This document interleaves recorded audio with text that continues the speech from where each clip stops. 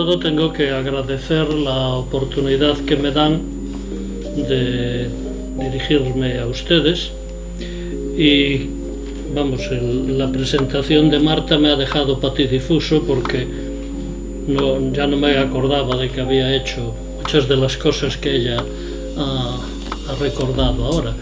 Si haces el favor me pasas una copia de eso, que me vendrá muy bien, porque no tenía ya ni idea de muchas de esas cosas.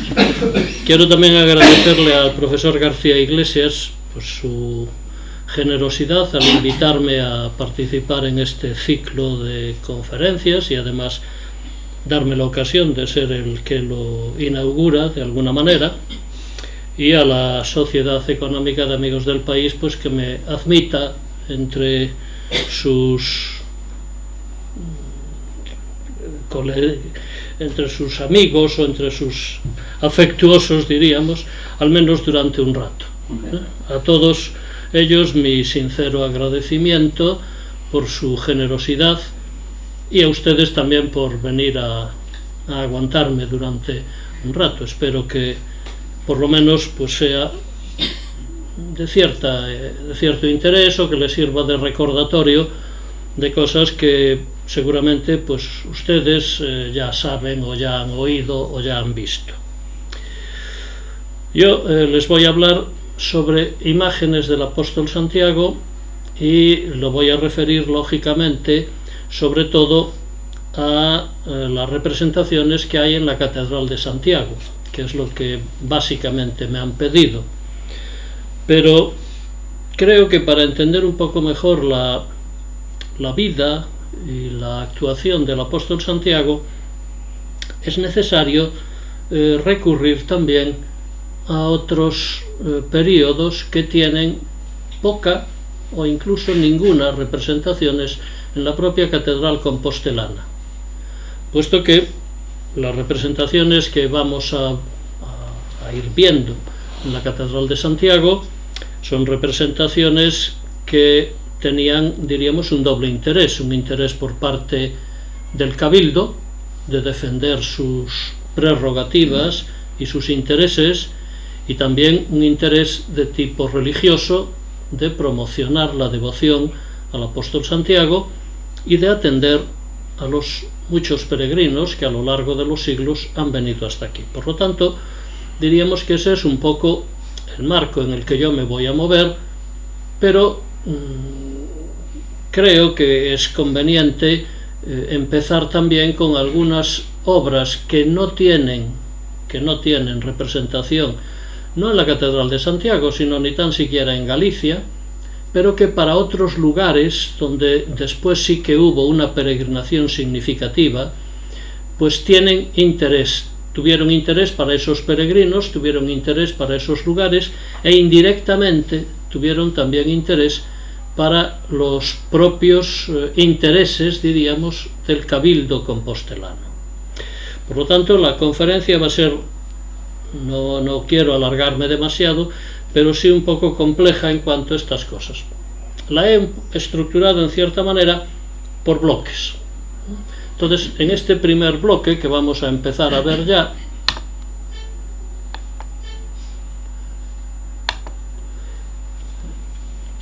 lo primero que tenemos que considerar es que Santiago no aparece de la nada.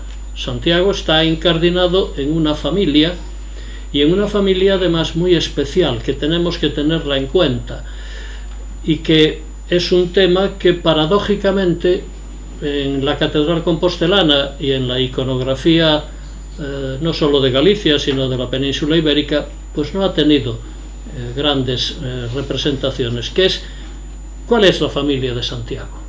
Bueno, la familia de Santiago es una familia muy singular porque sus abuelos eran los mismos padres de la Virgen María, que era a su vez los padres de la madre de Santiago, de María Salomé. Por lo tanto, vemos que hay ahí una relación familiar y personal entre Cristo y Santiago, y esa relación familiar y personal sí que va a tener una trayectoria interesante. Aquí vemos, diríamos, un retrato de familia, llamándole de alguna manera poco coloquial, ¿no?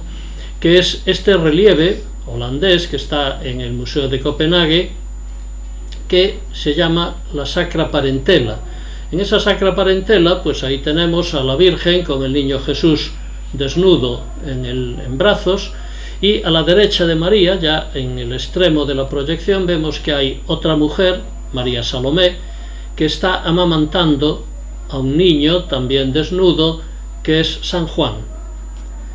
¿Dónde está Santiago? Bueno, Santiago está ya, diríamos, si me lo permiten, haciendo de las suyas, porque Santiago es ese niño que aparece en el extremo de la proyección, que está ajeno a todo, que lleva una escarpela colgada del hombro y que está jugando.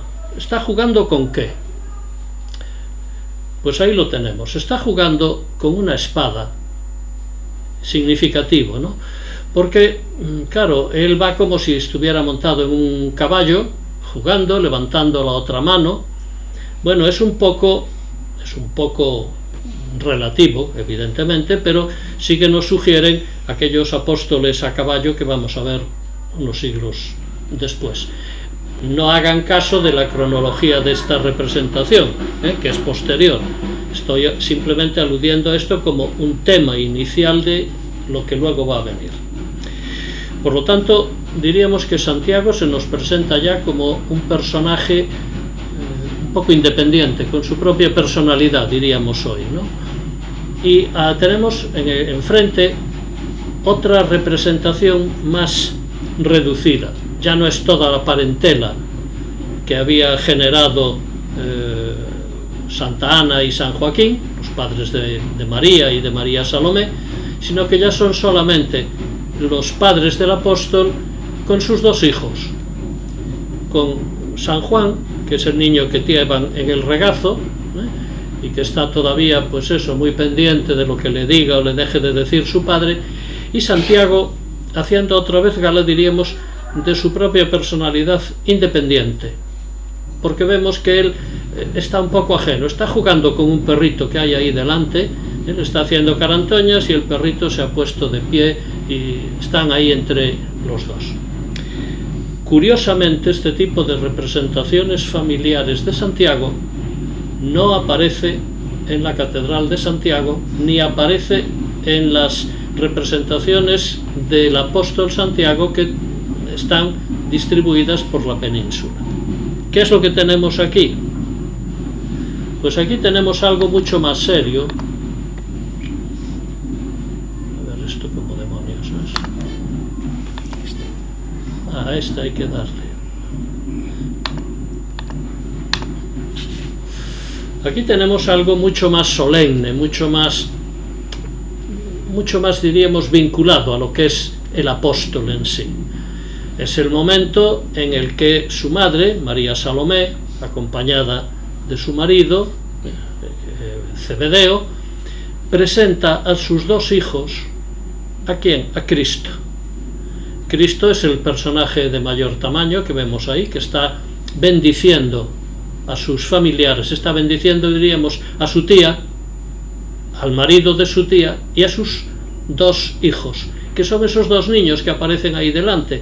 El que aparece más, diríamos, ensimismado en el primer plano mirando para Cristo es Santiago Apóstol, ¿no? Que se ve muy sorprendido, diríamos, con esta presencia quizá un poco inesperada por su parte, mientras que San Juan, claro, era más pequeño que él y está como más expectante de ver qué es lo que va a ocurrir. Esto es un poco las representaciones que nosotros podemos ver en cuanto a la infancia de Santiago. ¿Qué es lo que nos han dicho o qué es lo que nos quieren decir estas representaciones? Nos quieren decir que Cristo es de la familia de Santiago, o Santiago de la familia de Cristo. Y eso es importantísimo para toda la historia que va a venir a continuación. No es que sean maestro y discípulo, que también, es que son parientes, son primos. Por lo tanto, esa vinculación familiar va a ser también significativa de ahora en adelante. Si ya avanzamos un poco, lo que nos vamos a encontrar es que esas primeras representaciones del apóstol en lo que es el patrimonio de la catedral compostelana, salvando el ejemplo anterior, que era del siglo XVII, ¿no? Por lo tanto, nos interesa en cuanto a tema iconográfico, pero no en cuanto a planteamiento de temporal. Pero, ¿cuáles son las primeras representaciones de Santiago aquí? Pues quizá estas dos que tenemos en esta pantalla. Tenemos en el extremo, bueno, no sé si ahí es derecho o izquierdo, el Códice Calistino con la figura de Santiago. Si se fijan bien en la figura de Santiago, que inicia esta página del Códice Calistino, una obra de mediados del siglo XII, Santiago se parece mucho a un Pantocrátor. Tiene la misma disposición de Cristo Pantocrátor, incluso está bendiciendo con la mano. Es decir, es el parentesco, sí, es el parentesco, pero es un parentesco que ya hay un interés personal por parte del cabildo compostelano de decir, no os creáis que este es un apóstol del montón, este es un apóstol que aparte de apóstol era pariente del propio Cristo, por eso son parecidos, Pero claro, esa idea de un apóstol Pantocrátor tampoco se podía explotar demasiado, porque podría haber dado lugar a algunas derivaciones o incluso a lo mejor a alguna herejía. Pero entonces se va a presentar al apóstol, un apóstol ya diríamos preparado para que lo vea todo el mundo que se acerque a la catedral, porque el Calistino no lo veía la gente, lo veía el cabildo que tenía acceso a la biblioteca, pero no los peregrinos, salvo contadísimas excepciones. ¿Qué es lo que se le presenta a los fieles? A los fieles se les presenta el otro apóstol que tenemos ahí, el relieve que está situado hoy en el friso de las platerías, es una pieza de mármol, en donde aparece como un apóstol más. Ahí no hay ningún signo, ningún elemento que diríamos que lo una de una forma especial a Cristo. Es simplemente un apóstol de Cristo. Un apóstol de Cristo que coge con las dos manos el libro de la ley y que lo identifica perfectamente el rótulo que hay en su aureola, Jacobus. ¿Hay alguna otra mención a Cristo, a la Virgen? No, en absoluto. Esto es lo que la gente veía. Esto es lo que se le vende a la gente. Santiago es un apóstol de Cristo. Es un apóstol de Cristo.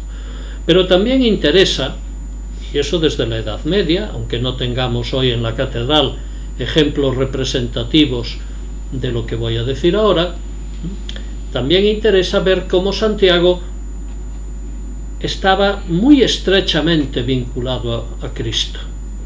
No era un apóstol más, no era uno del montón, no era uno de los 12, sin más. Era uno que tenía ciertos rangos.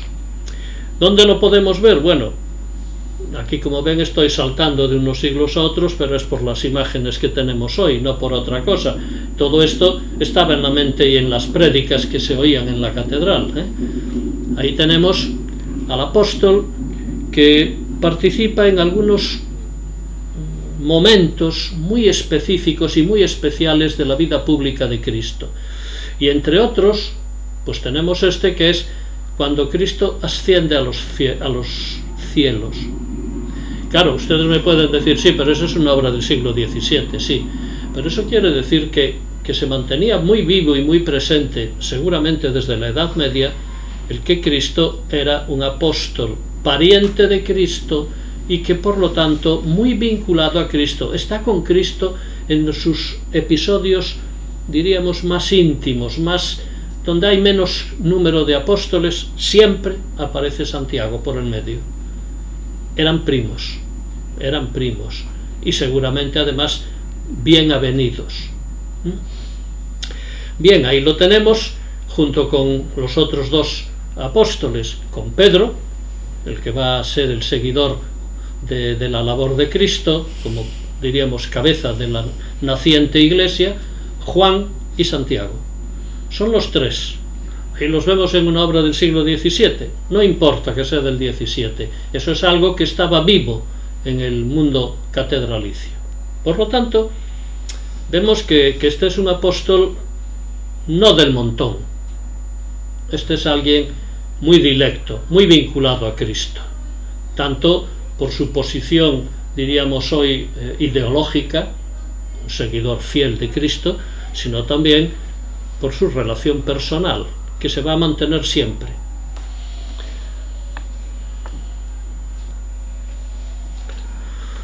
En el arte gallego y en el arte hispano, paradójicamente, no tenemos un repertorio de escenas relativas a la vida de Cristo tan explícitas, tan llamativas, tan atrayentes, como podemos ver en este retablo Goodyear, que lo regala este clérigo inglés, Goodyear, cuando peregrina en Santiago a mediados del siglo XV. Él va a traer una pieza que ha comprado, que ha adquirido en los talleres de Nottingham, en Inglaterra, y que va a ser siempre muy valorada en la catedral compostelana. En la actualidad sigue siendo una obra maestra de las que exhiben los museos catedralicios. ¿Qué es el retablito Goodyear? Bueno, el retablito Goodyear, como ven ahí, son 5 episodios. 5 episodios, pero diríamos muy bien seleccionados. Porque si recorremos la imagen de izquierda a derecha, nos encontramos en primer lugar con la vocación de Santiago. Es Cristo quien lo llama. A él, a Juan, a Pedro. ¿Qué eran todos estos señores? Eran pescadores. ¿Y dónde los llama Cristo? Los llama cuando están trabajando en la barca. Eso que nos cuenta ese episodio que tenemos ahí. Y esa filacteria que sale por encima de las cabezas de los marineros, diríamos, pues evidentemente nos quiere sugerir esas palabras de que sigan a Cristo. Bien, siguen a Cristo. El segundo capítulo importante es cuando Cristo distribuye a sus apóstoles, diríamos, el mundo entonces conocido. Es el segundo relieve que tenemos ahí.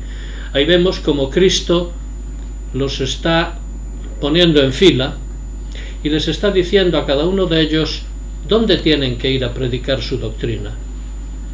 Es un momento previo a la ascensión de Cristo. Y vemos como Santiago se arrodilla delante de Cristo para recibir la orden de predicar su evangelio en lugares lejanos. En lugares lejanos. El relieve central es la continuación de la historia, porque en el relieve central lo que tenemos es ya al apóstol predicando el evangelio a los gallegos, posiblemente, o al menos a los atlánticos, porque no olvidemos que es una pieza inglesa. Y ahí los vemos como están todos alrededor de esa especie de púlpito y como de la boca de Santiago salen todas esas cartelas que nos sugieren pues la predicación que él les está haciendo. Una predicación en la que unos la siguen con mucha devoción y otros con menos, ¿no? Otros siguen charlando entre ellos y tal, alguno mira para arriba, alguno tiene incluso un rosario en la mano. Es decir, que es un grupo muy heterogéneo y la recepción de las palabras de Santiago no caen con la misma fuerza en todos ellos. Es lo que nos quiere decir esa diversidad, ¿no? La siguiente escena es la decapitación del apóstol. Santiago, que no está demasiado convencido de su labor entre los galaicos del momento, que eran bastante reticentes, pues regresa a Jerusalén, y en ese regreso a Jerusalén va a ser detenido y va a ser decapitado. Es lo que tenemos ahí, la decapitación de Santiago. La decapitación de Santiago tiene como 2 pasajes en el mismo relieve. abajo vemos como el verdugo le acaba de cortar la cabeza y como la cabeza cae al suelo. Pero arriba de ese mismo relieve vemos como los ángeles se llevan un niño pequeñito. Es el alma de Santiago que vuela directamente al cielo. Es decir, no cabe duda de que este hombre era un santo. Pero claro, todo esto sucedía en Jerusalén. Y Jerusalén estaba muy lejos de Galicia. Y no había teléfonos, ni había televisión, ni radio, ni nada de esto. Por lo tanto, ¿cómo se van a enterar aquí de que han ejecutado a Santiago y de que Santiago, que había predicado aquí, tenía, diríamos, una querencia por Galicia o por el occidente de Europa? Pues con la translatio. ¿Qué es lo que vemos en el último relieve? Vemos el cadáver de Santiago amortajado en la barca, y una barca en la que van sus dos discípulos predilectos, que van a ser los encargados de traerlo hasta aquí. Por lo tanto, aquí tenemos como un pequeño compendio de la vida del apóstol y un pequeño compendio que nos sirve para ver cómo había venido aquí. Porque claro, vamos ahora a quedarnos un poco en el centro de esta representación. ¿Y cuál es lo siguiente? Lo siguiente, que no sé si se verá demasiado bien o no, pero es una pintura que está en la Biblioteca Capitular de aquí de Santiago. Es una obra de mediados del siglo XVIII, en donde se representa un tema fundamental para la historia de Santiago apóstol, que es la aparición de la Virgen. Santiago, cuando está predicando en España o en Hispania, pues llega un momento en que está muy deprimido, diríamos hoy, porque el éxito de su predicación es prácticamente nulo, o a él le parece que es nulo. Y en esa depresión, por así decir, se le va a aparecer la Virgen María, que le va a animar, que le va a reconfortar. Esto ocurre cuando él está en Zaragoza con su grupo de discípulos en las orillas del río Ebro, y el resultado de todo eso es la Virgen del Pilar. La Virgen del Pilar va a tener una espléndida capilla en la Catedral Compostelana, pero una capilla de muy avanzado, el siglo XVII, comienzos del XVIII. Hasta ese momento el Cabildo Compostelano, diríamos entre comillas, pasa de este tema, no le afecta directamente. Es más, si lo defienden mucho, a lo mejor van a derivar a algunos peregrinos hacia Zaragoza, y no interesa eso, interesa que el peregrino venga a Santiago. Pero ya en ese momento está en Santiago la figurita de la Virgen del Pilar que vemos aquí. Es una pieza aragonesa, y esta pieza aragonesa se va a completar con la realización de la figura del apóstol, del retablo, y entonces eso va a ser el germen y el principio y el fin, diríamos, de la capilla del Pilar, una capilla magnífica, en cuanto a barroco se entiende, que tenemos en nuestra catedral y que está recogiendo una muy lejana tradición. Pero claro, esto es una cosa que ya diríamos está un poco forzada, porque el cabildo de Santiago siempre ha sido muy especial. Espero que no haya nadie por aquí del cabildo, pero al cabildo no le interesa demasiado eso de que si el apóstol se aparece en Zaragoza, la Virgen del Pilar, son historias tártaras. Aquí lo que tiene que defender y vender, entre comillas, el Cabildo Compostelano, es que aquí el cristianismo lo implantó Santiago, y que por lo tanto aquí están sus restos, y que aquí es donde está la verdad del asunto, y no en devociones marianas un poco trasnochadas. Esto lo va a recoger en esta pintura casi de tipo tríptico, aunque no sea específicamente un tríptico, un pintor del siglo XIX, que es Brocos. Brocos antes de marcharse a Brasil, va a pintar una serie de grandes lienzos que va a dejar depositados en la catedral y en la sacristía de la catedral compostelana. Tenemos esta pieza que es muy significativa, porque aquí no tenemos ni Virgen del Pilar ni nada de nada. Aquí lo que tenemos es al apóstol predicando. ¿En dónde? En el Santiaguiño do Monte. ¿Predicando a quién? A los labriegos de Galicia. Los labriegos de Galicia están como los que veíamos antes en el Goodyear, más o menos atentos, más o menos distraídos, más o menos a lo suyo, y el apóstol perorando desde una roca la nueva doctrina.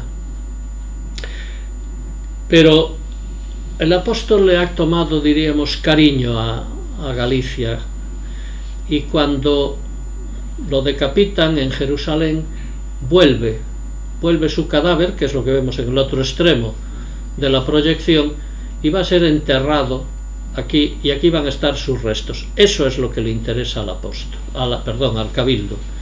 Y claro, tengan en cuenta que esto es una pintura del siglo XIX, y que en el siglo XIX se acaba de producir la recuperación de la tumba y de los restos de Santiago. Es decir, aquí nadie da puntada sin hilo, ni se hacen las cosas porque sí, todo tiene unos razonamientos. ¿Qué hay en el 19? Hay que vender que Santiago está aquí, no hay duda ninguna. Lo ha dicho Roma, pero aparte de decirlo Roma, es que lo dice su propia tumba. ¿Por qué? Porque predicó, no hay más, no hay más.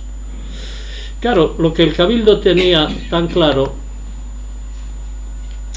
no lo tenían todos exactamente igual, porque en el trasaltar mayor hay un retablito al que no se le presta demasiada atención, pero que es una obra interesante, que trabaja un señor de Madrid que se llama Pedro de la Torre en el siglo XVII, y ese retablito, como ven ahí, tiene 4 escenas, 4 relieves.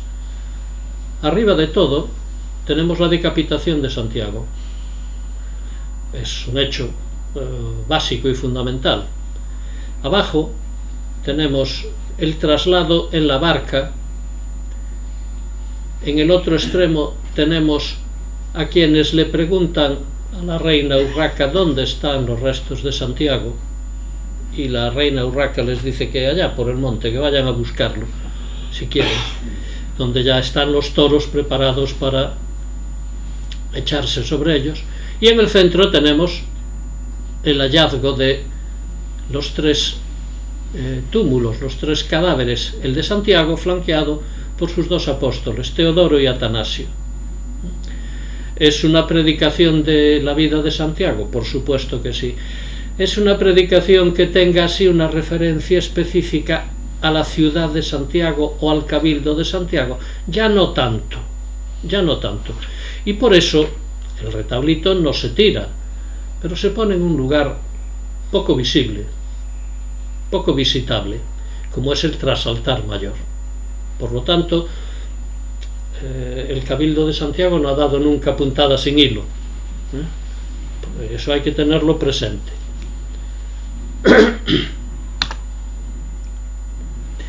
¿Cómo llega hasta aquí el cadáver de Santiago? El cadáver de Santiago llega en un largo viaje en barca, un episodio que no tiene tampoco en la catedral compostelana un reflejo directo. Al cabildo no le interesaba demasiado, era diríamos algo casi anecdótico. ¿Qué más da que haya venido en barco o en carro de bueyes o como sea? Da lo mismo, el caso es que está aquí y punto, y no hurguemos más en el estilo.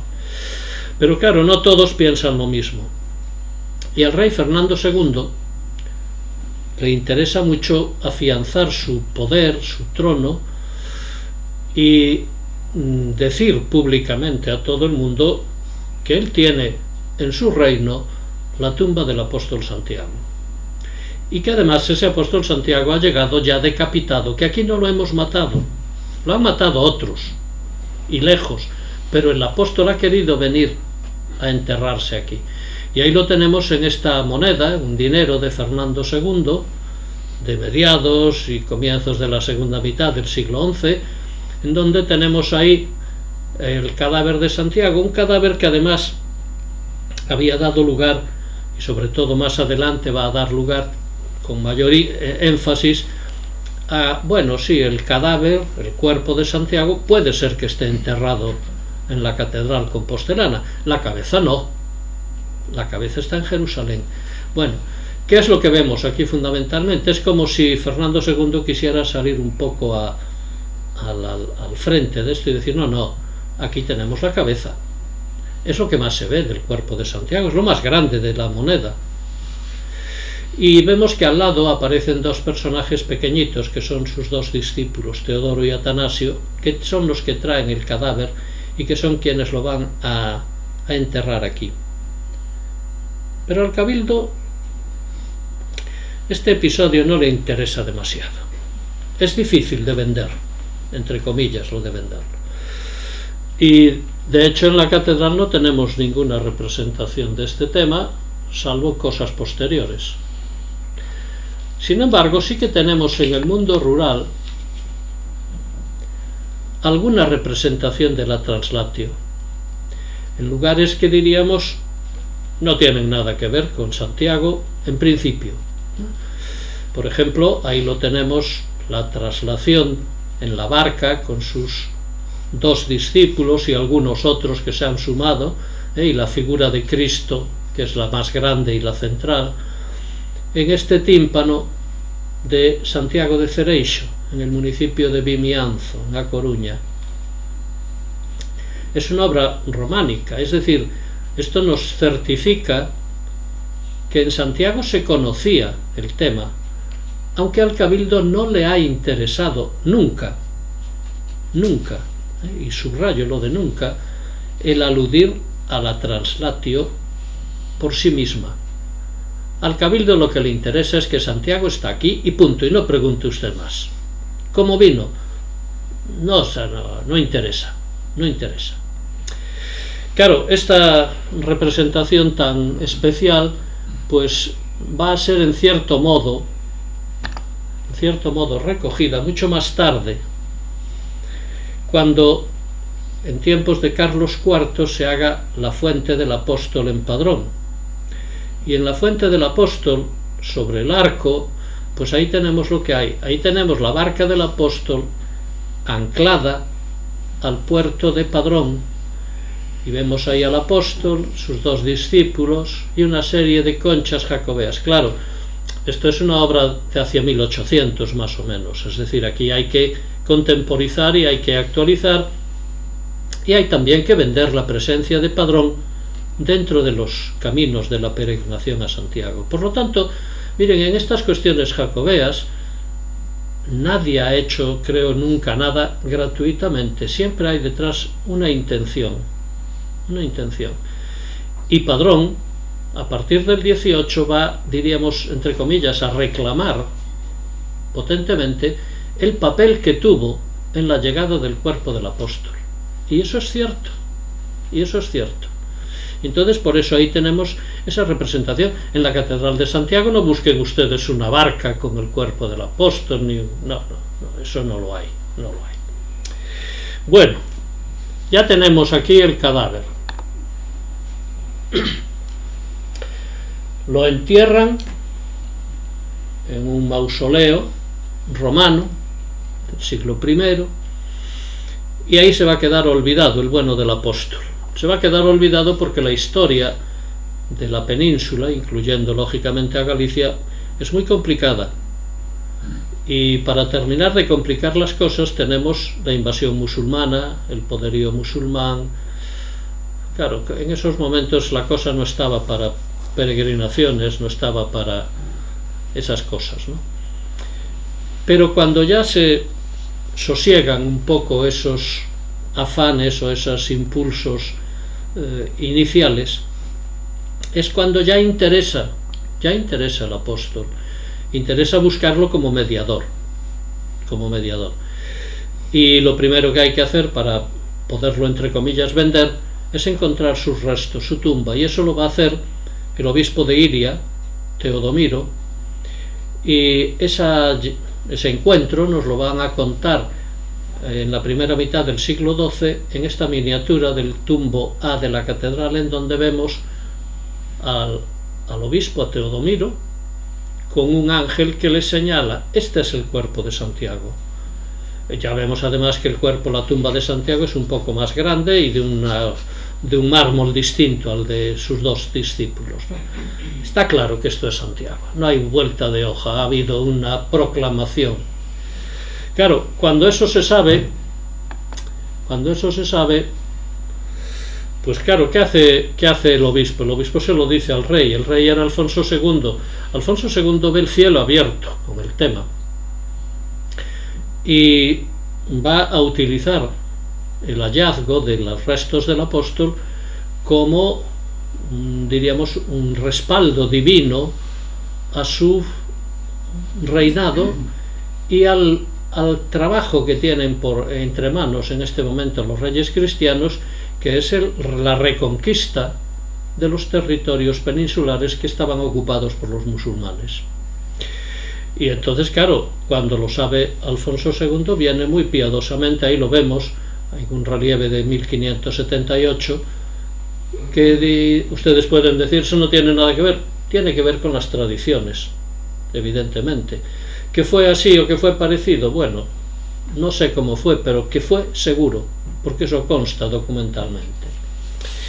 Pero claro, una tumba es difícil de vender, la tumba, ¿no? Por eso hay que buscar algún otro tema que sea más fácilmente vendible. Y recuerden que estamos en plena reconquista. En plena reconquista lo que se necesita, más que un apóstol que bautice, que perdone o que lo que sea, lo que se necesita es un apóstol que luche contra los musulmanes, que ayude en la reconquista. Y esa ayuda se va a plantear en una serie de imágenes que van a tener dos o tres vertientes distintas, pero que tienen como figura fundamental al apóstol jinete de un caballo con una espada desenvainada y una bandera en sus manos. Ahí lo vemos en una de sus primeras manifestaciones de mediados del siglo XIII, en el tímpano llamado de clavijo que tenemos en el crucero de la Catedral de Santiago. Es una pieza, eso, de mediados del siglo XIII, en donde ya vemos a Santiago como el caballero que está siendo implorado. ¿Por quién? Por esas figuritas de señoras que hay a su alrededor, porque lo que le piden es que las libre de ser enviadas a los harenes musulmanes.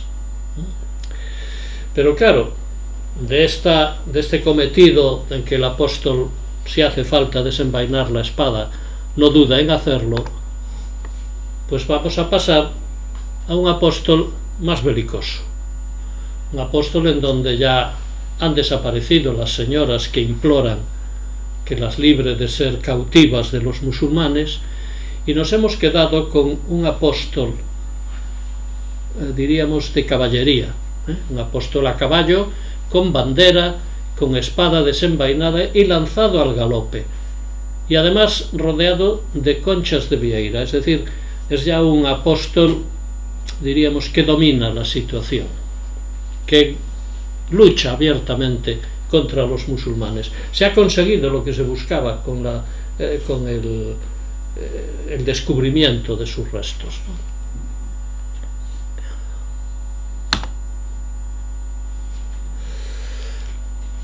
Seguimos avanzando y, claro, hemos visto que ya en ese apóstol de la miniatura anterior había una serie de conchas de vieira. ¿De dónde salen las conchas de vieira que a día de hoy siguen utilizando los peregrinos?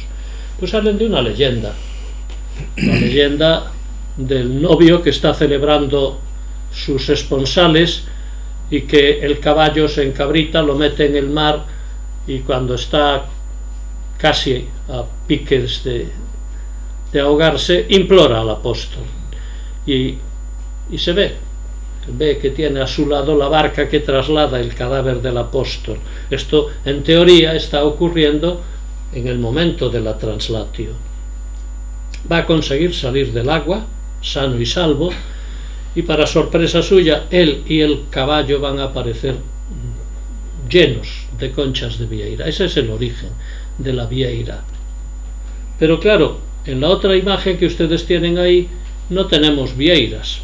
Lo que tenemos es a un jinete lanzado al galope con la espada desenvainada y la bandera en su mano, que va caminando ¿sobre qué? Sobre los cadáveres de los musulmanes que ha vencido en el combate.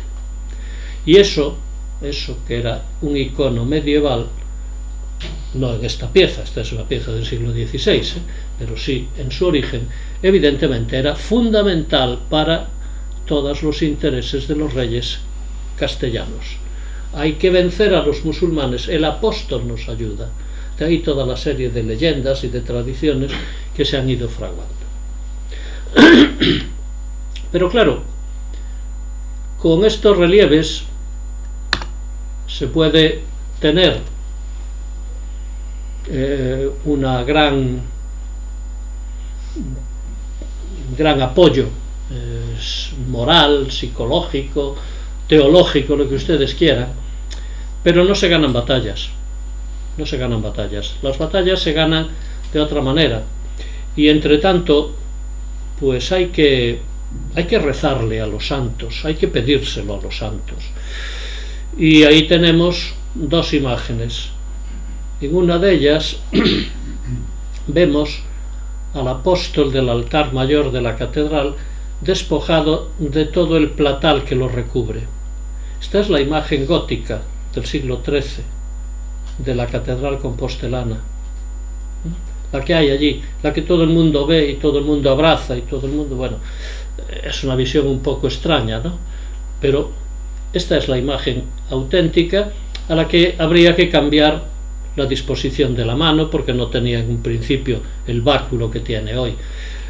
Quizás de parecerse a algo se podía parecer a la otra imagen que ustedes ven ahí, que es un Santiago sedente que tiene un cayado, un báculo en su mano, y la lista de aquí es el sepulcro de Santiago. Este va a ser un icono muy importante, evidentemente, porque se va a multiplicar y se va a difundir por todos sitios, y buena prueba de ello es ese que tenemos ahí.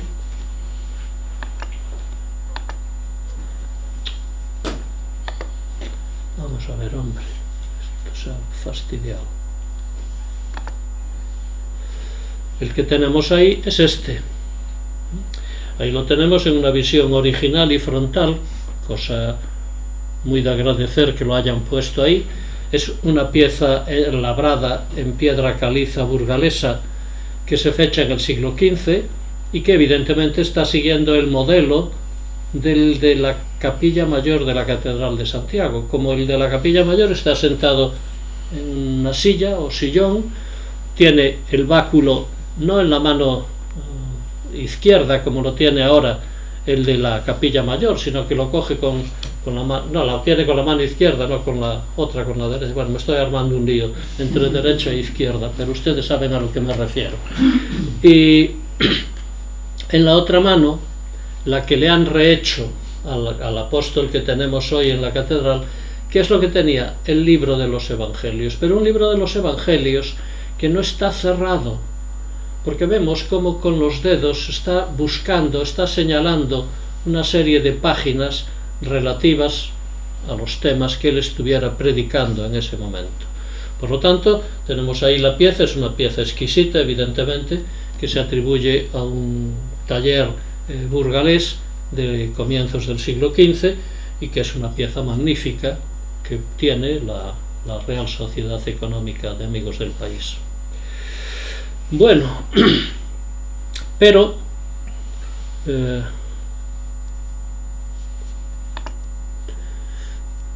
no, esto es, aquí me armo un lío yendo para adelante, para atrás, sí.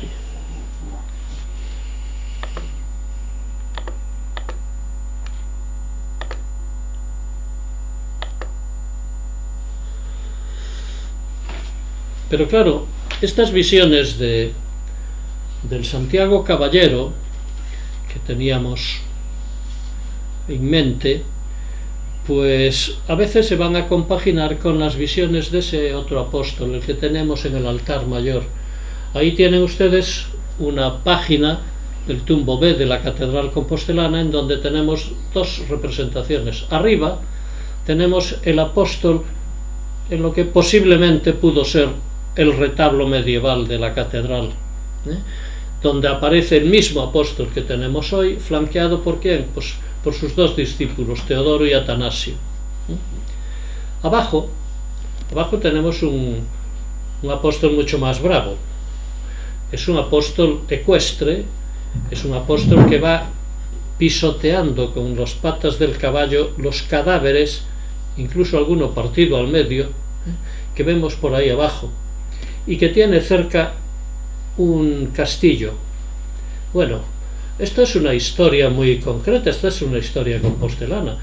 Es el castillo de la Rocha y cómo el apóstol va en beneficio y en apoyo de los arzobispos compostelanos, a los que esos canallas que le está venciendo el apóstol le estaban no solamente obligando a estar fuera de la catedral, sino que pretenden hacer de él pues un monigote que haga lo que ellos quieran. Por lo tanto, es un tema importante. Es un tema importante porque la idea de que es un vencedor en las batallas va a tener su consecuencia, diríamos, en la propia catedral. Hay varias. Yo he escogido la más conocida de todas y quizá la más reciente, que es ese apóstol ecuestre de Gambino, una obra ya del siglo XVIII, una pieza procesional, pero que en el fondo es la misma que tenemos en el otro. Es el apóstol con el caballo lanzado al galope, la espada en alto, la bandera en su mano y venciendo a los enemigos. Por lo tanto, vemos cómo el apóstol va ganando, diríamos, a todos sus enemigos. Pero, bueno,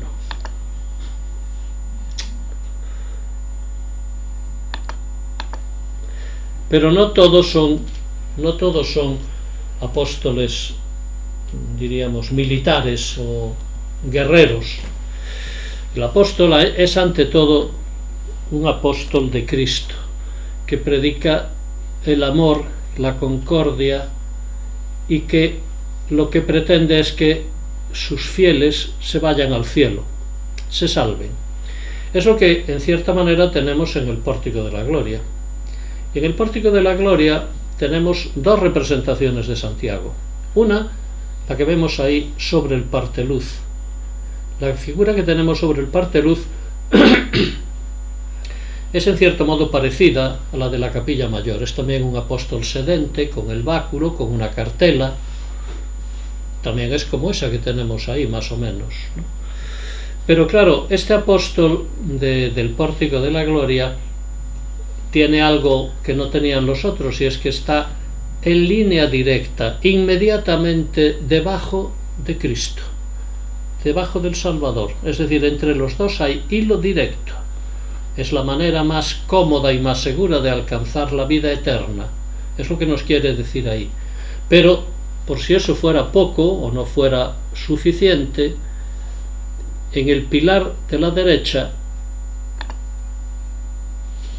tenemos el grupo de los apóstoles, un grupo de apóstoles, diríamos, los más sobresalientes del colegio apostólico. Ahí tenemos a Pedro, con las llaves del reino, es el heredero, diríamos, de Cristo, a Pablo, a Santiago y a Juan. Santiago y Juan, los dos hermanos, están hablando entre ellos. Y Santiago tiene el báculo y tiene un libro cerrado que sostiene con las dos manos.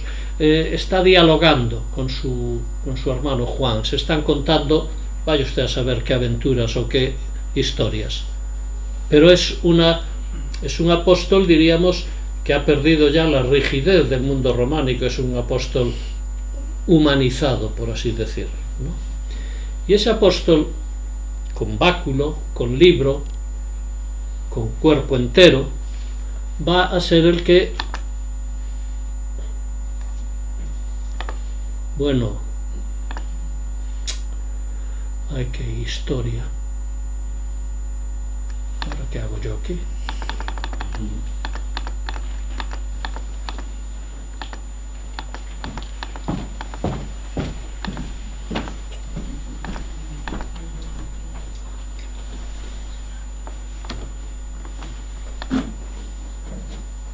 Este es el que habíamos visto. No sé. Y este va a servir de modelo a otros apóstoles. Pasa, no se ve ahí. Pero yo soy un manazas para esto.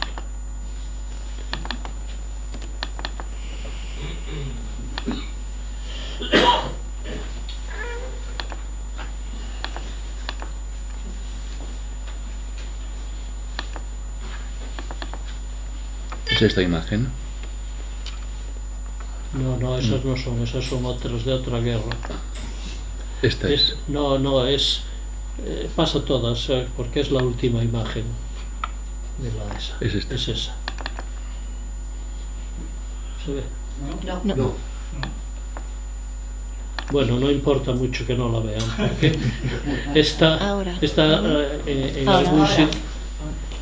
Se vio. Esta es otra imagen que también está en esta casa, es propiedad de la sociedad económica, y que en cierto modo está siguiendo el modelo del apóstol del Pórtico de la Gloria, que está colocado en la jamba en las columnas, en las estatuas columnas de la derecha que veíamos antes.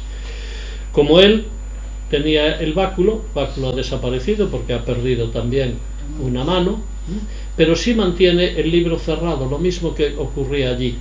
Esta es una pieza de fines del 15, comienzos del 16, es una pieza también burgalesa al parecer, y que nos sirve para decirles que con esto pues yo doy por acabada la charla. Si ustedes quieren hacer ahora alguna pregunta, que sea facilita.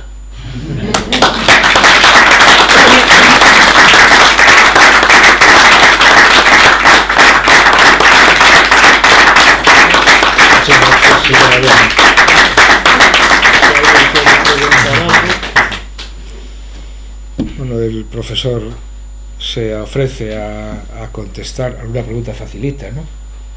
Si es facilita, mejor. Si es difícil, pues a ver cómo la sorteo. Yo te preguntaría qué es, a tu manera de ver, lo más característico, lo más definitorio, lo más, digamos que peculiar de la imagen que tenemos aquí en la sociedad económica, de esta imagen sedente que tenemos aquí. ¿Qué es lo que más te gusta, lo que ves, digamos que más valioso como interpretación de Santiago Sedente? Bueno, yo creo que es una imagen que está pensada, a mi modo de ver, para presentársela a los peregrinos.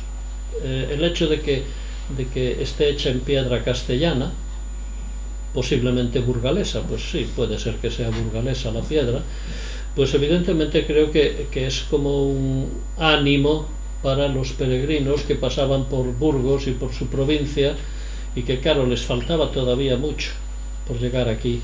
Entonces claro, cuando se encontraban con estas imágenes amables del apóstol, ¿no?, que salía un poco a saludarlos, por así decir, y a charlar con ellos, entre comillas, pues creo que eran como un apoyo para estas gentes que claro, venían caminando días y días y días y que no habían llegado a Santiago.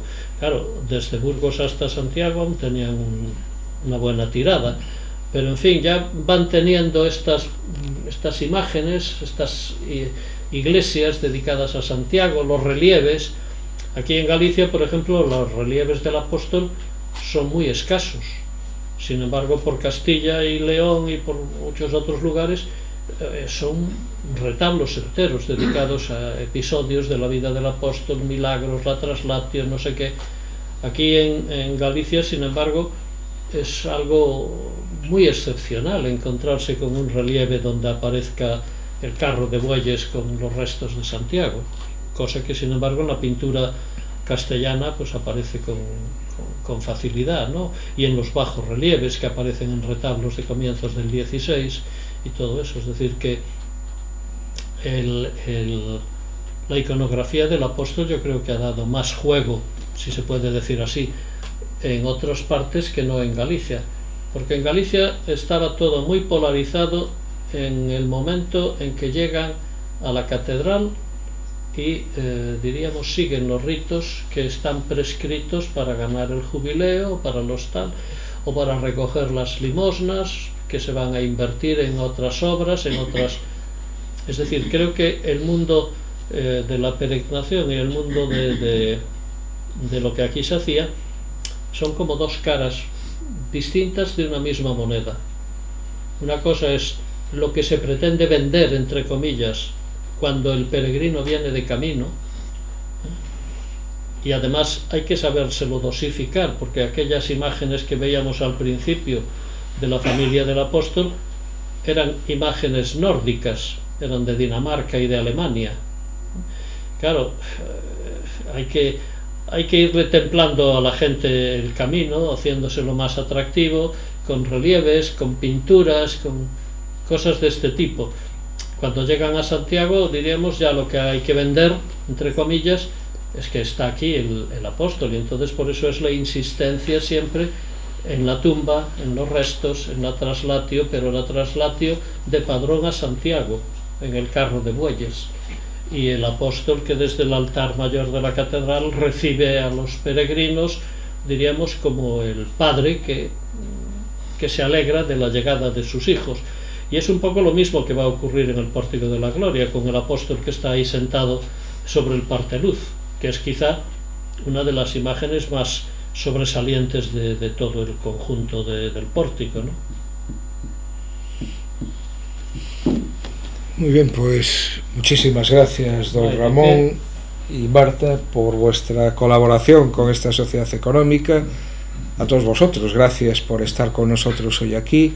Tenéis en esta mesa y en la del fondo los dípticos que contienen la programación de todo el año, tanto de este ciclo de piezas artísticas como del de mesas debate, que oportunamente se fijarán las fechas y se irán anunciando.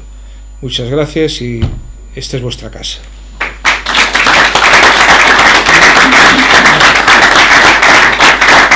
Enhorabuena, don Ramón, enhorabuena. Pues nada, muchas gracias.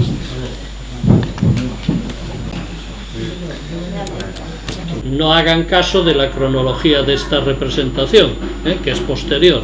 Estoy simplemente aludiendo a esto como un tema inicial de lo que luego va a venir. Por lo tanto, diríamos que Santiago se nos presenta ya como un personaje un poco independiente, con su propia personalidad, diríamos hoy, ¿no? Y tenemos enfrente otra representación más reducida. Ya no es toda la parentela que había generado Santa Ana y San Joaquín, los padres de María y de María Salomé, sino que ya son solamente los padres del apóstol con sus dos hijos, con San Juan, que es el niño que llevan en el regazo, y que está todavía, pues eso, muy pendiente de lo que le diga o le deje de decir su padre, y Santiago haciendo otra vez gala, diríamos, de su propia personalidad independiente, porque vemos que él está un poco ajeno, está jugando con un perrito que hay ahí delante, él está haciendo carantoñas y el perrito se ha puesto de pie y están ahí entre los dos. Curiosamente, este tipo de representaciones familiares de Santiago no aparece en la Catedral de Santiago, ni aparece en las representaciones del apóstol Santiago que están distribuidas por la península. ¿Qué es lo que tenemos aquí? Pues aquí tenemos algo mucho más serio. A ver, esto como demonios es. A esta hay que darle. Aquí tenemos algo mucho más solemne, mucho más diríamos vinculado a lo que es el apóstol en sí. Es el momento en el que su madre, María Salomé, acompañada de su marido, Zebedeo, presenta a sus dos hijos. ¿A quién? A Cristo. Cristo es el personaje de mayor tamaño que vemos ahí, que está bendiciendo a sus familiares, está bendiciendo, diríamos, a su tía, al marido de su tía y a sus dos hijos, que son esos dos niños que aparecen ahí delante. El que aparece más, diríamos, ensimismado en el primer plano mirando para Cristo es Santiago Apóstol, ¿no?, que se ve muy sorprendido, diríamos, con esta presencia quizá un poco inesperada por su parte, mientras que San Juan, claro, era más pequeño que él y está como más expectante de ver qué es lo que va a ocurrir. Esto es un poco las representaciones que nosotros podemos ver en cuanto a la infancia de Santiago. ¿Qué es lo que nos han dicho o qué es lo que nos quieren decir estas representaciones? Nos quieren decir que Cristo es de la familia de Santiago, o Santiago de la familia de Cristo. Y eso es importantísimo para toda la historia que va a venir a continuación. No es que sean maestro y discípulo, que también, es que son parientes, son primos. Por lo tanto, esa vinculación familiar va a ser también significativa de ahora en adelante. Si ya avanzamos un poco, lo que nos vamos a encontrar es que esas primeras representaciones del apóstol en lo que es el patrimonio de la catedral compostelana, salvando el ejemplo anterior, que era del siglo XVII, ¿no? Por lo tanto, nos interesa en cuanto a tema iconográfico, pero no en cuanto a planteamiento de temporal. Pero, ¿cuáles son las primeras representaciones de Santiago aquí? Pues quizá estas dos que tenemos en esta pantalla. Tenemos en el extremo, bueno, no sé si ahí es derecho o izquierdo, el Códice Calistino con la figura de Santiago. Si se fijan bien en la figura de Santiago, que inicia esta página del Códice Calistino, una obra de mediados del siglo XII, Santiago se parece mucho a un Pantocrátor. Tiene la misma disposición de Cristo Pantocrátor, incluso está bendiciendo con la mano.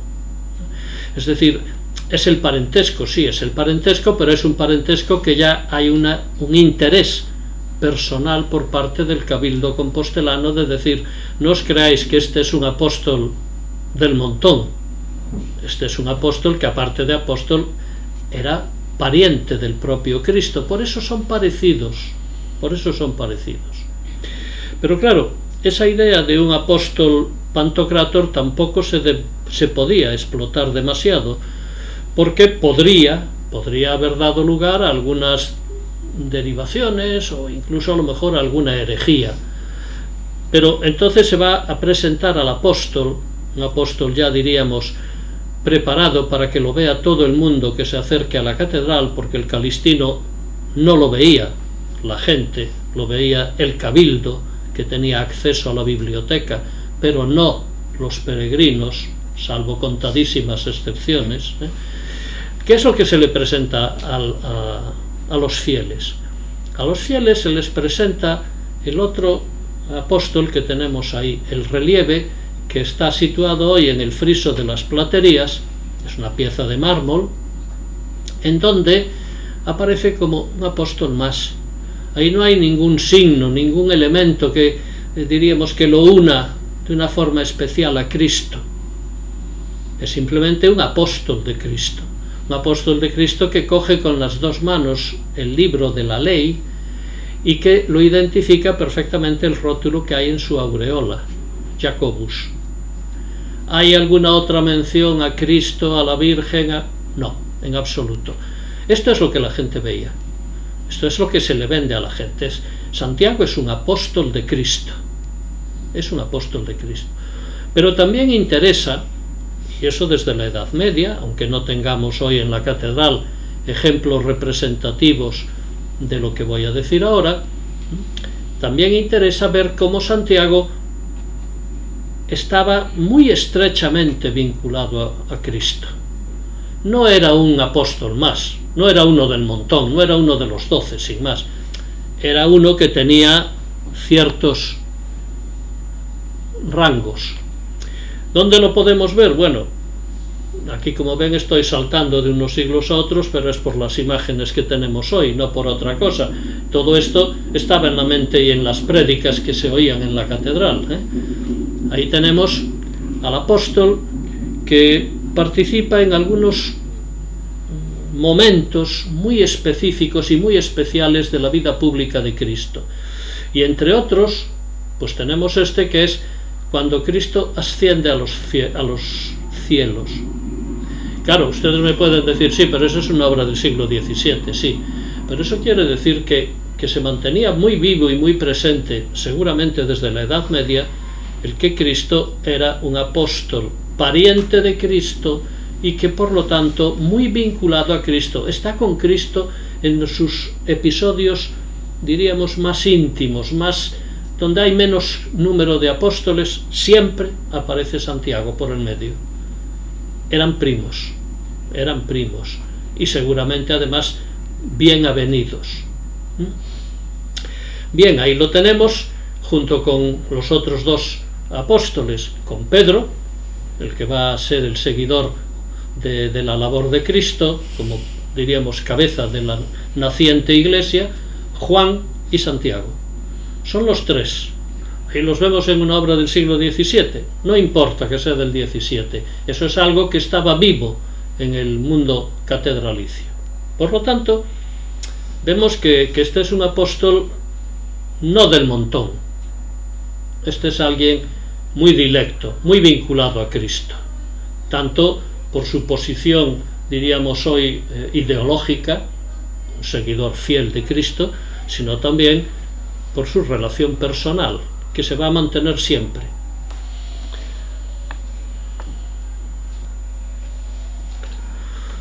En el arte gallego y en el arte hispano, paradójicamente, no tenemos un repertorio de escenas relativas a la vida de Cristo tan explícitas, tan llamativas, tan atrayentes, como podemos ver en este retablo Goodyear, que lo regala este clérigo inglés, Goodyear, cuando peregrina en Santiago a mediados del siglo XV.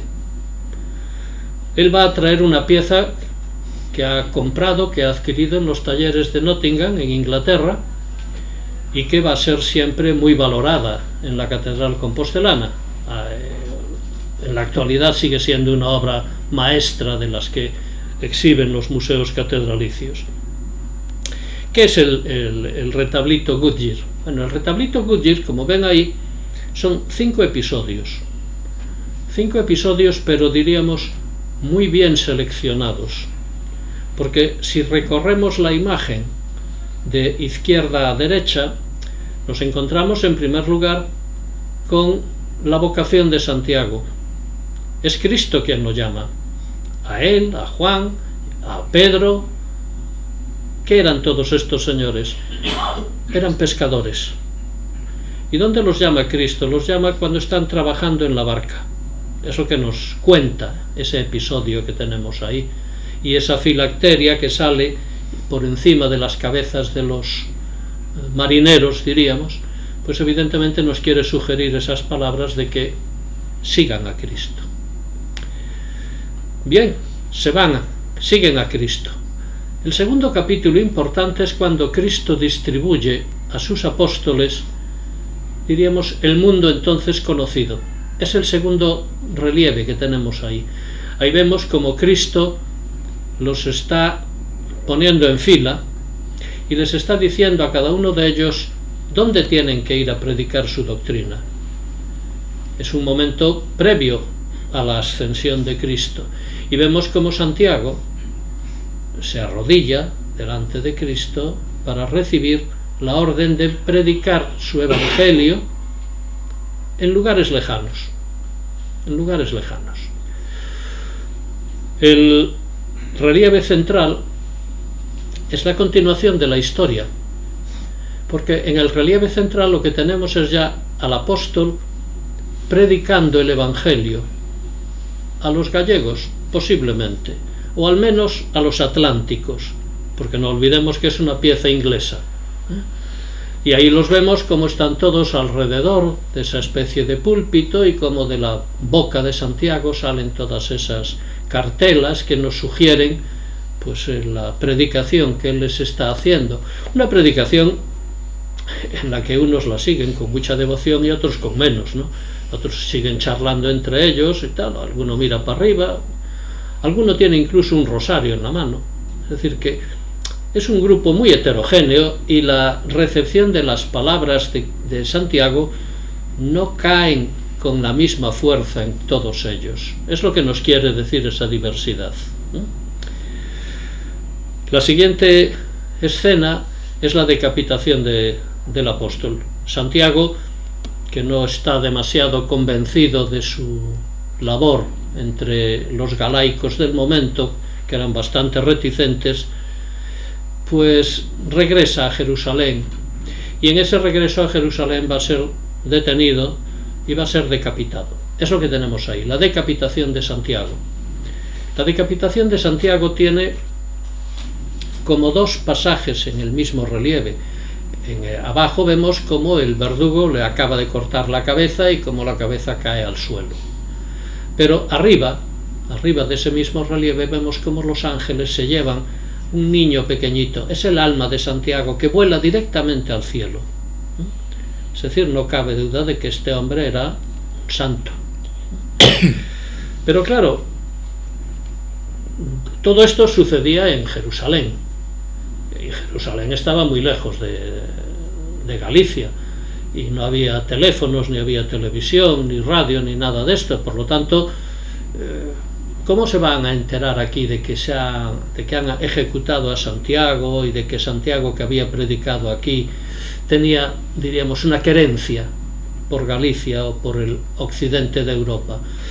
Pues con la translatio. ¿Qué es lo que vemos en el último relieve? Vemos el cadáver de Santiago amortajado en la barca, y una barca en la que van sus dos discípulos predilectos, que van a ser los encargados de traerlo hasta aquí.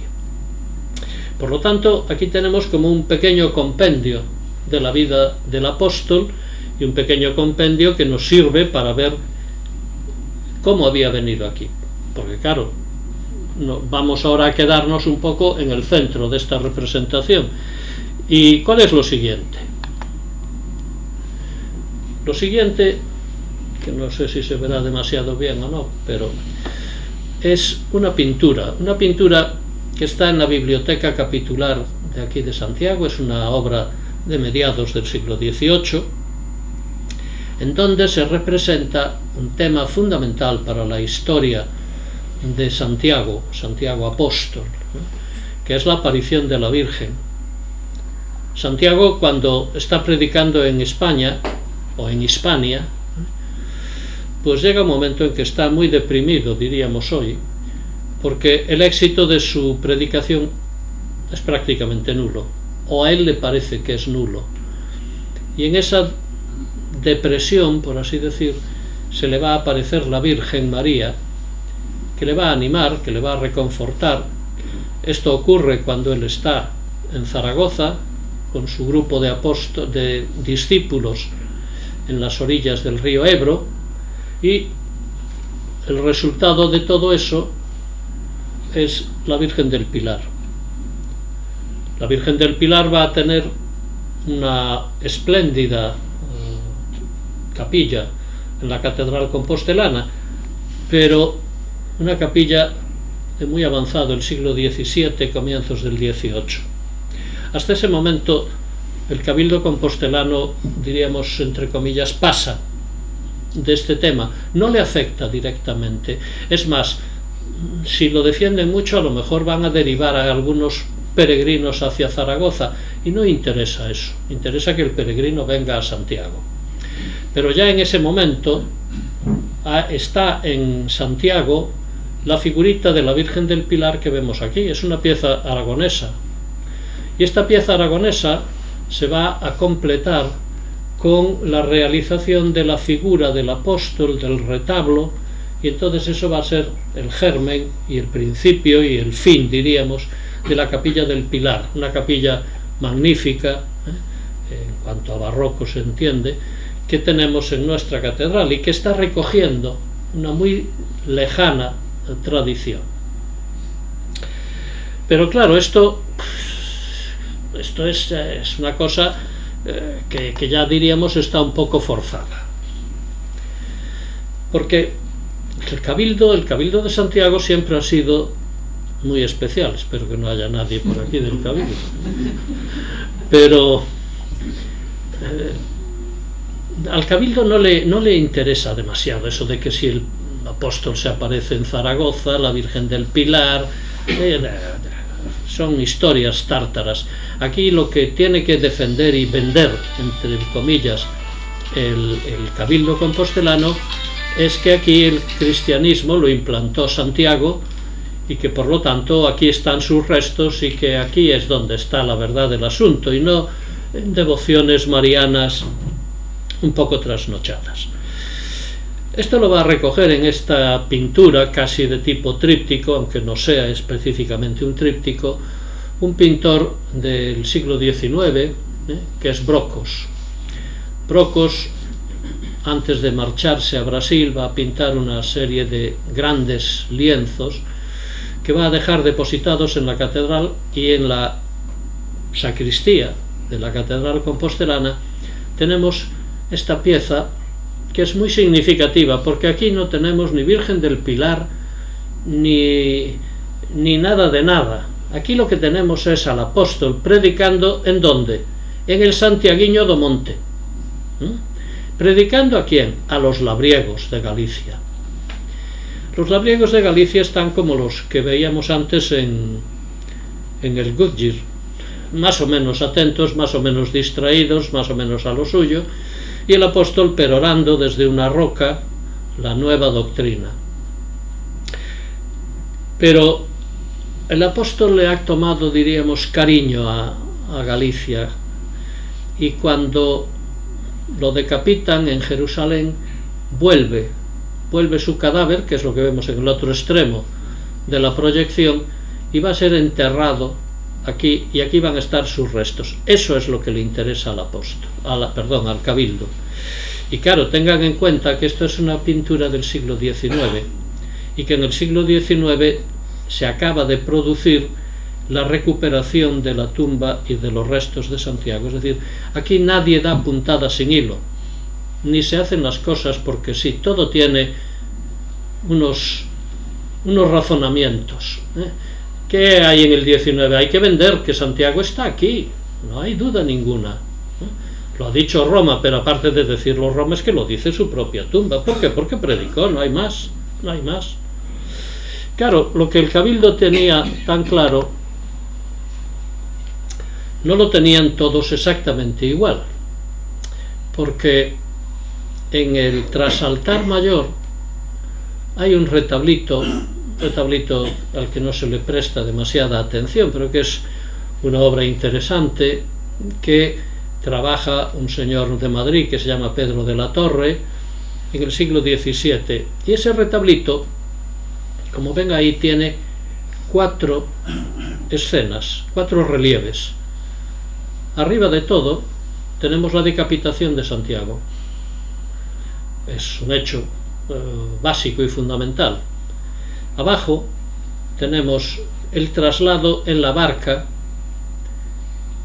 En el otro extremo tenemos a quienes le preguntan a la reina Urraca dónde están los restos de Santiago, y la reina Urraca les dice que allá por el monte, que vayan a buscarlo si quieren, donde ya están los toros preparados para echarse sobre ellos.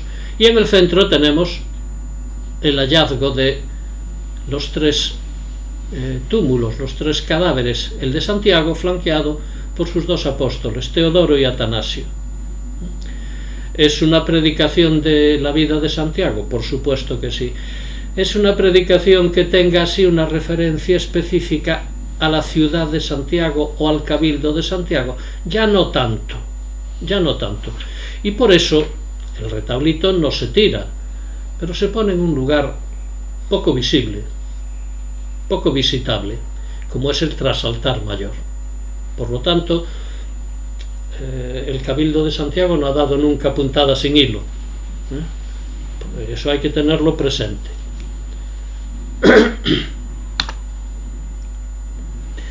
¿Cómo llega hasta aquí el cadáver de Santiago? El cadáver de Santiago llega en un largo viaje en barca, un episodio que no tiene tampoco en la catedral compostelana un reflejo directo. Al Cabildo no le interesaba demasiado, era diríamos algo casi anecdótico. ¿Qué más da que haya venido en barco o en carro de bueyes o como sea? Da lo mismo, el caso es que está aquí y punto, y no hurguemos más en el estilo. Pero claro, no todos piensan lo mismo. Y al rey Fernando II le interesa mucho afianzar su poder, su trono, y decir públicamente a todo el mundo que él tiene en su reino la tumba del apóstol Santiago, y que además ese apóstol Santiago ha llegado ya decapitado, que aquí no lo hemos matado, lo han matado otros y lejos, pero el apóstol ha querido venir a enterrarse aquí. Y ahí lo tenemos en esta moneda, un dinero de Fernando II, de mediados y comienzos de la segunda mitad del siglo XI, en donde tenemos ahí el cadáver de Santiago, un cadáver que además había dado lugar, y sobre todo más adelante va a dar lugar con mayor énfasis, a, bueno, sí, el cadáver, el cuerpo de Santiago puede ser que esté enterrado en la catedral compostelana, la cabeza no, la cabeza está en Jerusalén. Bueno, ¿qué es lo que vemos aquí fundamentalmente? Es como si Fernando II quisiera salir un poco al frente de esto y decir, no, aquí tenemos la cabeza. Es lo que más se ve del cuerpo de Santiago, es lo más grande de la moneda. Y vemos que al lado aparecen dos personajes pequeñitos, que son sus dos discípulos, Teodoro y Atanasio, que son los que traen el cadáver y que son quienes lo van a enterrar aquí. Pero al Cabildo este episodio no le interesa demasiado. Es difícil de vender, entre comillas, lo de venderlo. Y de hecho en la catedral no tenemos ninguna representación de este tema, salvo cosas posteriores. Sin embargo, sí que tenemos en el mundo rural alguna representación de la translatio, en lugares que diríamos no tienen nada que ver con Santiago en principio. Por ejemplo, ahí lo tenemos, la traslación en la barca con sus dos discípulos y algunos otros que se han sumado, y la figura de Cristo, que es la más grande y la central, en este tímpano de Santiago de Cereixo, en el municipio de Vimianzo, en A Coruña. Es una obra románica, es decir, esto nos certifica que en Santiago se conocía el tema, aunque al Cabildo no le ha interesado nunca, y subrayo lo de nunca, el aludir a la translatio por sí misma. Al Cabildo lo que le interesa es que Santiago está aquí y punto, y no pregunte usted más. ¿Cómo vino? No interesa. Claro, esta representación tan especial pues va a ser en cierto modo recogida mucho más tarde, cuando en tiempos de Carlos IV se haga la fuente del apóstol en Padrón. Y en la fuente del apóstol, sobre el arco, pues ahí tenemos lo que hay. Ahí tenemos la barca del apóstol anclada al puerto de Padrón, y vemos ahí al apóstol, sus dos discípulos y una serie de conchas jacobeas. Claro, esto es una obra de hacia 1800 más o menos, es decir, aquí hay que contemporizar y hay que actualizar, y hay también que vender la presencia de Padrón dentro de los caminos de la peregrinación a Santiago. Por lo tanto, miren, en estas cuestiones jacobeas nadie ha hecho, creo, nunca nada gratuitamente, siempre hay detrás una intención. Y Padrón a partir del 18 va, diríamos, entre comillas, a reclamar potentemente el papel que tuvo en la llegada del cuerpo del apóstol. Y eso es cierto, y eso es cierto. Entonces, por eso ahí tenemos esa representación. En la Catedral de Santiago no busquen ustedes una barca con el cuerpo del apóstol, no, eso no lo hay, no lo hay. Bueno, ya tenemos aquí el cadáver.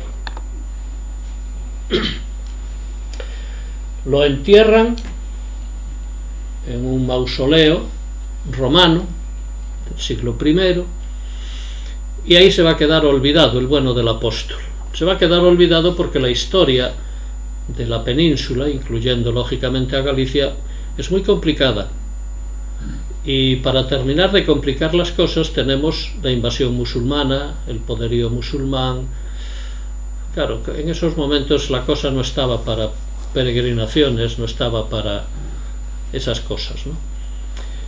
Pero cuando ya se sosiegan un poco esos afanes o esos impulsos iniciales, es cuando ya interesa al apóstol, interesa buscarlo como mediador. Y lo primero que hay que hacer para poderlo, entre comillas, vender, es encontrar sus restos, su tumba, y eso lo va a hacer el obispo de Iria, Teodomiro, y ese encuentro nos lo van a contar en la primera mitad del siglo XII en esta miniatura del tumbo A de la catedral, en donde vemos al obispo, a Teodomiro, con un ángel que le señala: este es el cuerpo de Santiago. Ya vemos además que el cuerpo, la tumba de Santiago, es un poco más grande y de un mármol distinto al de sus dos discípulos, ¿no? Está claro que esto es Santiago, no hay vuelta de hoja, ha habido una proclamación. Claro, cuando eso se sabe, pues claro, ¿qué hace el obispo? El obispo se lo dice al rey. El rey era Alfonso II. Alfonso II ve el cielo abierto con el tema y va a utilizar el hallazgo de los restos del apóstol como, diríamos, un respaldo divino a su reinado y al trabajo que tienen entre manos en este momento los reyes cristianos, que es la reconquista de los territorios peninsulares que estaban ocupados por los musulmanes. Y entonces, claro, cuando lo sabe Alfonso II, viene muy piadosamente, ahí lo vemos, hay un relieve de 1578, que ustedes pueden decir, eso no tiene nada que ver, tiene que ver con las tradiciones, evidentemente. ¿Que fue así o que fue parecido? Bueno, no sé cómo fue, pero que fue seguro, porque eso consta documentalmente. Pero claro, una tumba es difícil de vender, la tumba, ¿no? Por eso hay que buscar algún otro tema que sea más fácilmente vendible. Y recuerden que estamos en plena reconquista. En plena reconquista lo que se necesita, más que un apóstol que bautice, que perdone o que lo que sea, lo que se necesita es un apóstol que luche contra los musulmanes, que ayude en la reconquista. Y esa ayuda se va a plantear en una serie de imágenes que van a tener 2 o 3 vertientes distintas, pero que tienen como figura fundamental al apóstol jinete de un caballo con una espada desenvainada y una bandera en sus manos. Ahí lo vemos en una de sus primeras manifestaciones de mediados del siglo XIII, en el tímpano llamado de clavijo que tenemos en el crucero de la Catedral de Santiago. Es una pieza, eso, de mediados del siglo XIII, en donde ya vemos a Santiago como el caballero que está siendo implorado. ¿Por quién? Por esas figuritas de señoras que hay a su alrededor, porque lo que le piden es que las libre de ser enviadas a los harenes musulmanes. Pero claro, de este cometido en que el apóstol, si hace falta desenvainar la espada, no duda en hacerlo, pues vamos a pasar a un apóstol más belicoso, un apóstol en donde ya han desaparecido las señoras que imploran que las libre de ser cautivas de los musulmanes, y nos hemos quedado con un apóstol, diríamos, de caballería, un apóstol a caballo, con bandera, con espada desenvainada y lanzado al galope, y además rodeado de conchas de vieira, es decir, es ya un apóstol, diríamos, que domina la situación, que lucha abiertamente contra los musulmanes. Se ha conseguido lo que se buscaba con el descubrimiento de sus restos, ¿no?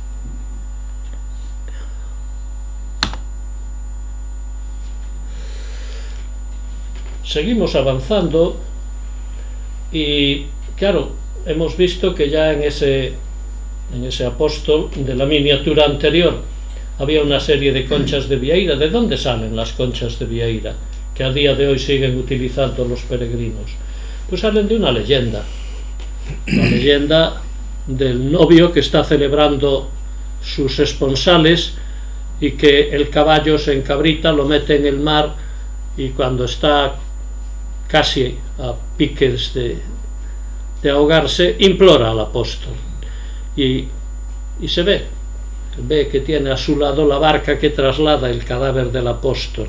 Esto, en teoría, está ocurriendo en el momento de la translatio.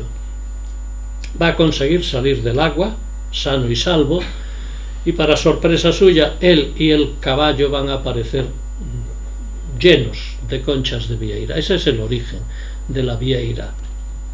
Pero claro, en la otra imagen que ustedes tienen ahí no tenemos vieiras.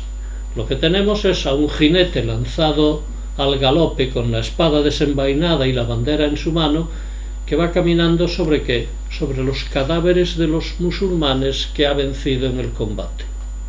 Y eso que era un icono medieval, no en esta pieza, esta es una pieza del siglo XVI, pero sí en su origen, evidentemente era fundamental para todos los intereses de los reyes castellanos. Hay que vencer a los musulmanes, el apóstol nos ayuda. De ahí toda la serie de leyendas y de tradiciones que se han ido fraguando. Pero claro, con estos relieves se puede tener una gran apoyo moral, psicológico, teológico, lo que ustedes quieran, pero no se ganan batallas. No se ganan batallas. Las batallas se ganan de otra manera, y entre tanto, pues hay que rezarle a los santos, hay que pedírselo a los santos. Y ahí tenemos dos imágenes. En una de ellas vemos al apóstol del altar mayor de la catedral despojado de todo el platal que lo recubre. Esta es la imagen gótica del siglo XIII de la catedral compostelana, la que hay allí, la que todo el mundo ve y todo el mundo abraza y todo el mundo, bueno, es una visión un poco extraña, ¿no? Pero esta es la imagen auténtica, a la que habría que cambiar la disposición de la mano, porque no tenía en un principio el báculo que tiene hoy. Quizás de parecerse a algo se podía parecer a la otra imagen que ustedes ven ahí, que es un Santiago sedente que tiene un cayado, un báculo en su mano, y la lista de aquí es el sepulcro de Santiago. Este va a ser un icono muy importante, evidentemente, porque se va a multiplicar y se va a difundir por todos sitios, y buena prueba de ello es ese que tenemos ahí.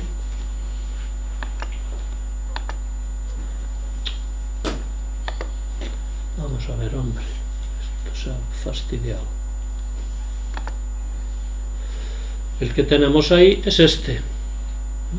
Ahí lo tenemos en una visión original y frontal, cosa muy de agradecer que lo hayan puesto ahí.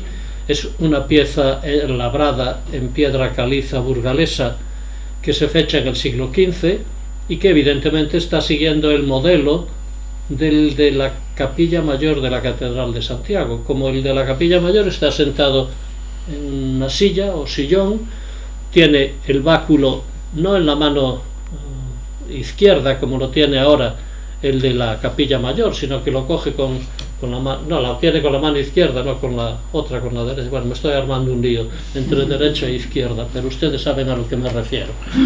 Y en la otra mano, la que le han rehecho al apóstol que tenemos hoy en la catedral, ¿qué es lo que tenía? El libro de los evangelios, pero un libro de los evangelios que no está cerrado, porque vemos cómo con los dedos está buscando, está señalando una serie de páginas relativas a los temas que él estuviera predicando en ese momento. Por lo tanto, tenemos ahí la pieza, es una pieza exquisita, evidentemente, que se atribuye a un taller burgalés de comienzos del siglo XV y que es una pieza magnífica que tiene la Real Sociedad Económica de Amigos del País. Bueno, pero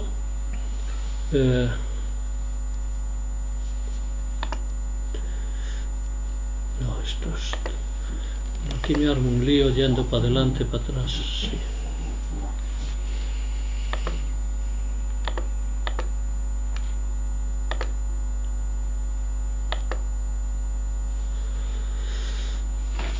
Pero claro, estas visiones del Santiago Caballero que teníamos en mente, pues a veces se van a compaginar con las visiones de ese otro apóstol, el que tenemos en el altar mayor.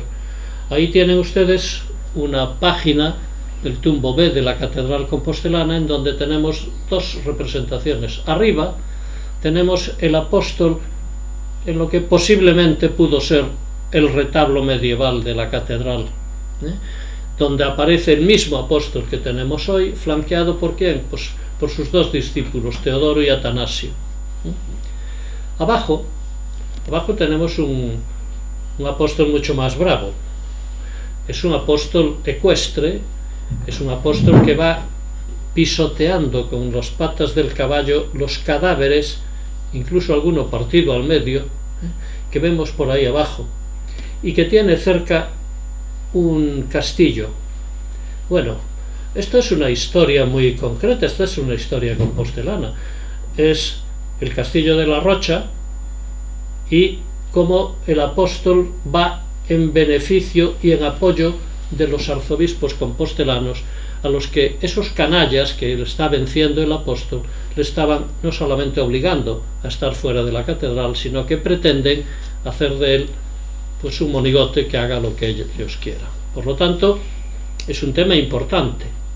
Es un tema importante porque la idea de que es un vencedor en las batallas va a tener su consecuencia, diríamos, en la propia catedral. Hay varias. Yo he escogido la más conocida de todas y quizá la más reciente, que es ese apóstol ecuestre de Gambino, una obra ya del siglo XVIII, una pieza procesional, pero que en el fondo es la misma que tenemos en el otro. Es el apóstol con el caballo lanzado al galope, la espada en alto, la bandera en su mano y venciendo a los enemigos. Por lo tanto, vemos cómo el apóstol va ganando, diríamos, a todos sus enemigos. Pero, bueno,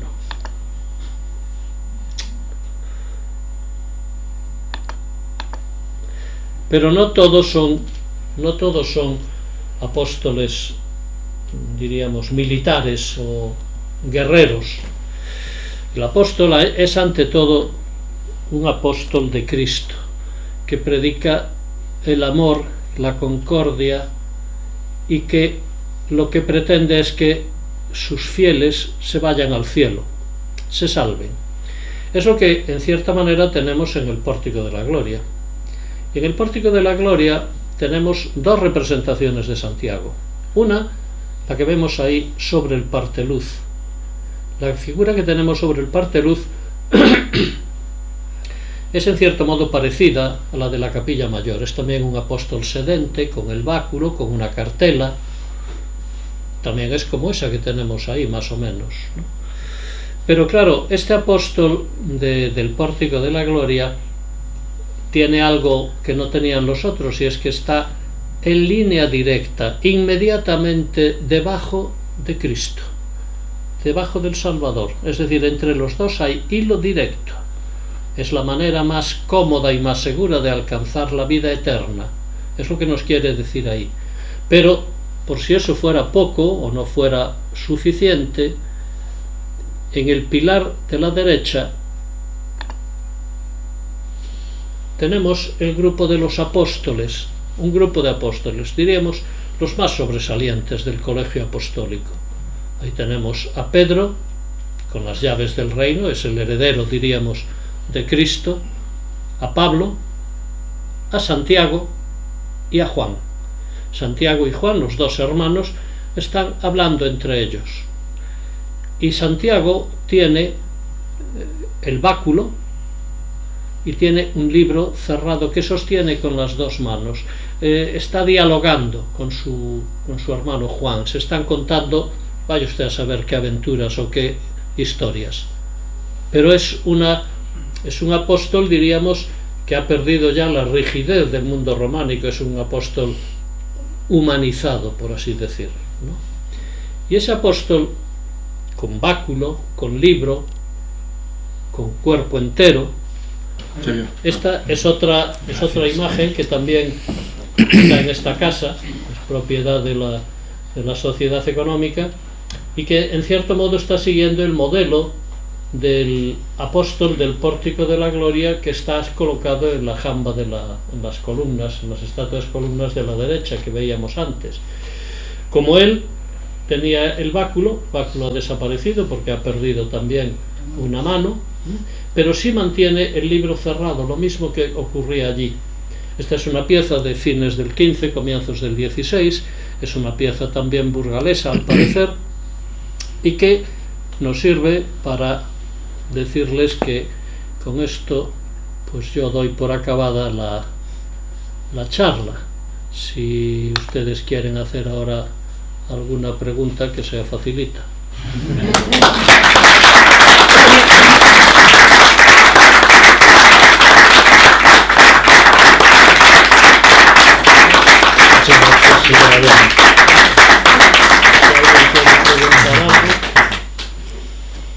Bueno, el profesor se ofrece a contestar alguna pregunta facilita, ¿no?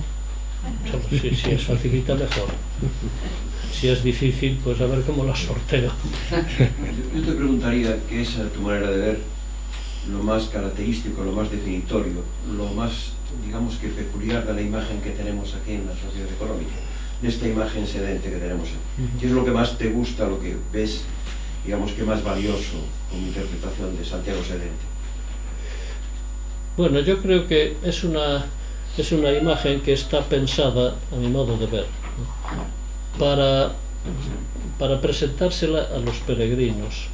El hecho de que esté hecha en piedra castellana, posiblemente burgalesa, pues sí, puede ser que sea burgalesa la piedra, pues evidentemente creo que es como un ánimo para los peregrinos que pasaban por Burgos y por su provincia, y que claro, les faltaba todavía mucho por llegar aquí.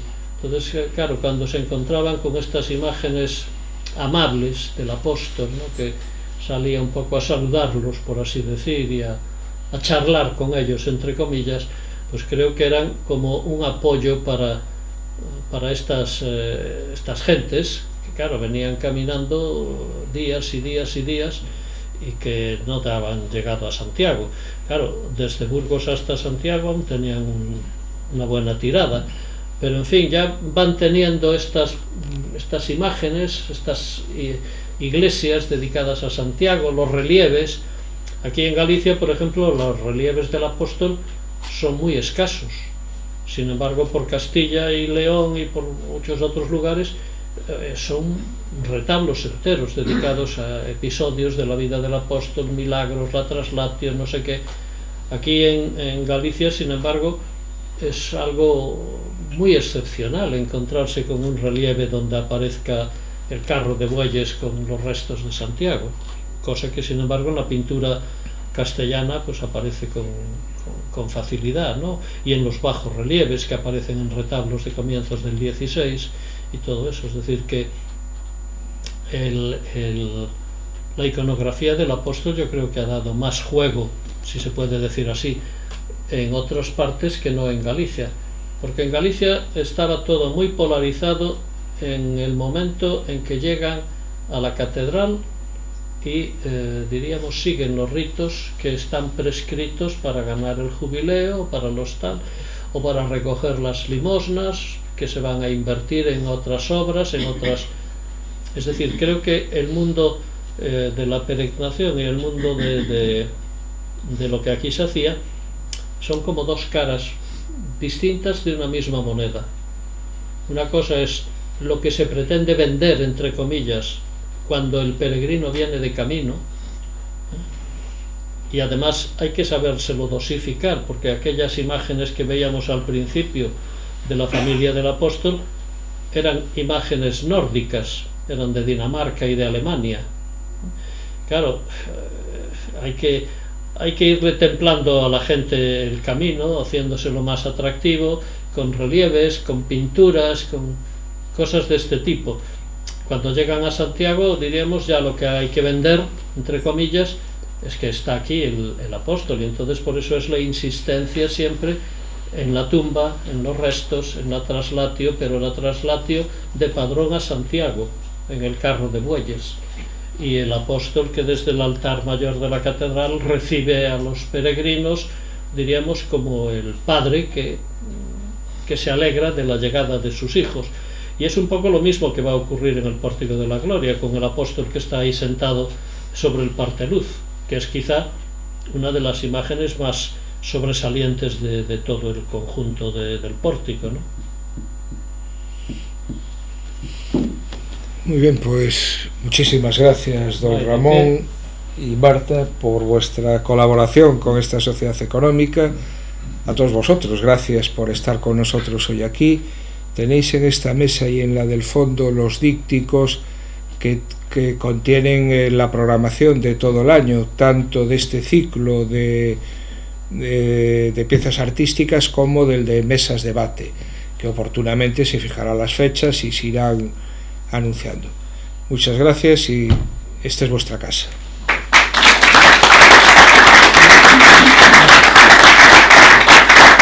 Enhorabuena, don Ramón, enhorabuena. Pues nada, muchas gracias.